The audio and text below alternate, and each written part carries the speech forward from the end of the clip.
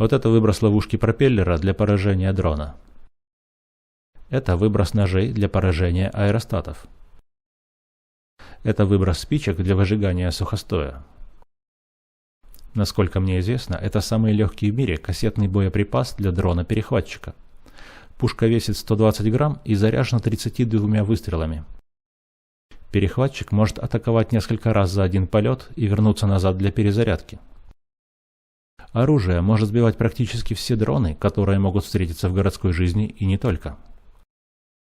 Распаковка. В этой коробке 512 выстрелов или 32 кассеты. Также блок активации и аксессуары. Для испытания оружия я купил дрон Mr. Steel Apex LR Evo 7 дюймов. Нижняя пластина рамы была заменена на аналогичную, но с дополнительными отверстиями для крепления оборудования. Вектор стрельбы проходит через центр массы дрона. Такое расположение блока активации минимизирует влияние отдачи на стабильность дрона.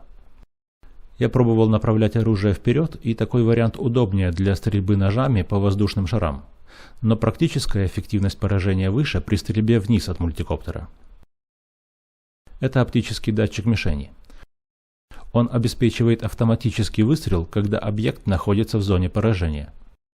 Задача пилота – это пролететь над мишенью. Для поражения мишени используется энергия ее ротора, потому оружию достаточно дульной энергии менее половины джоуля. Если выстрелить себе в палец, то ощущение как от удара легким молотком, но травма не возникает.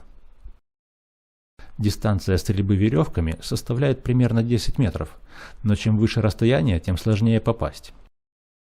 Оптический датчик срабатывает при дистанции менее 4 метров.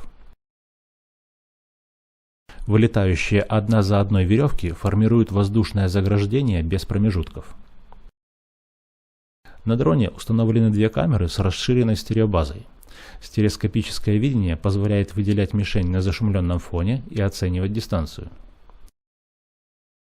Это открытка со стереоскопическим изображением.